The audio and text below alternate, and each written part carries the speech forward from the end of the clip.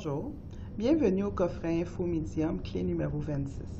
Aujourd'hui, je vais vous parler qu'est-ce qui arrive après la mort. La semaine passée, je vous ai parlé de comment on faisait le passage de la vie à la mort.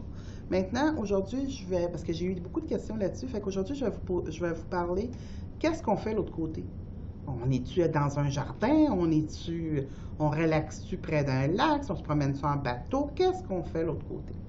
Vous savez que l'âme est continuellement en cheminement, qu'il soit sur un plan terrestre, qu'il soit incarné dans un autre plan astral, puis qu'il soit juste pas incarné, il est en évolution. Ce bout-là, il ne faut pas l'oublier.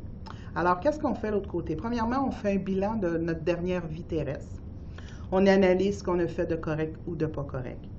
Bien, selon nous, selon ce qu'on avait décidé dans quelle mission on devait cheminer, puis aller vérifier notre cheminement, on l'a-tu fait comme il faut ou pas. Je vous donne un exemple. Si karmiquement, moi, il faut que je gère l'abandon, puis qu'à chaque fois que je suis sur Terre, je ne gère pas l'abandon, puis je la gère mal, puis je vis mal, puis ben, je vais falloir que je recommence tant que mon karmique d'abandon ne s'est pas réglé. Fait que c'est un peu ça qu'on prend comme analyse. On se regarde aller dans notre... Moi, je dis tout le temps comme dans une vidéo.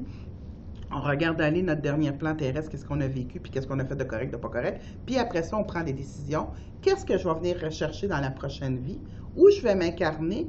Quel plan astral, puis avec qui? C'est un peu ça qu'on fait. Mais avant de prendre les choix de tout ça, on est toujours en évolution, je vous l'ai expliqué. Donc, il y a la bibliothèque akashique. Souvent, on va retourner voir dans la bibliothèque akashique, puis aller rechercher dans toutes nos vies antérieures tout ce qu'on a fait. Puis le souvenir va devenir très, très présent. Parce que tout est dans l'âme. Il est enregistré. L'âme, c'est comme un disque dur. Fait que tous nos vies sont enregistrées dans le disque dur. Mais en allant dans la bibliothèque akashique, on ouvre des portes, on pèse sur des pitons, qui fait qu'on redevient conscient de ces vies-là. Fait qu'on fait ça pourquoi? Pour continuer à évoluer, savoir ce qu'il faut travailler. Puis, si, admettons, moi, je vous donne un exemple de moi. Moi, j'ai eu beaucoup de vies où j'étais dans la médiumnité, mais je n'accomplissais pas parce que j'avais des peurs, j'avais des craintes, parce que l'époque n'était pas la bonne époque. Quand j'arrivais à l'autre bord, je continuais à me performer dans la spiritualité pour revenir avec des performances et des acquis que j'aurais probablement pas eu sur Terre. Mais c'est un peu ça pour tout le monde. Mais je vous explique un petit peu aussi qu'est-ce que c'est un peu la réincarnation, parce qu'après la mort, on pense à se réincarner si on n'a pas finalisé notre cheminement. Si on a finalisé notre cheminement sur Terre, on va s'incarner ailleurs, ou on va évoluer avec autre chose, mais on est tout le temps en travail ou en mouvement. C'est un peu en mouvement que je vous dirais. Alors, si, admettons, je décède, ma mère est encore sur Terre, je donne un exemple, mais moi, je voudrais que ma mère, dans une autre vie, elle soit ma fille, mais il va falloir que j'attende qu'elle décède. Comprenez-vous? Fait que si ma mère elle décède 10 ans plus tard que moi ou 50 ans plus tard que moi, bien, je vais attendre qu'elle revienne pour que je prenne une décision avec elle, qu'est-ce que je veux faire. Maintenant, si, admettons, finalement, j'ai finalisé mon plan terrestre avec les gens qui étaient sur Terre, et j'ai plus besoin de cheminer avec eux, d'évoluer avec eux, bien, je vais juste changer de famille d'âme, puis je vais me réincarner sur un autre plan et plus rapidement.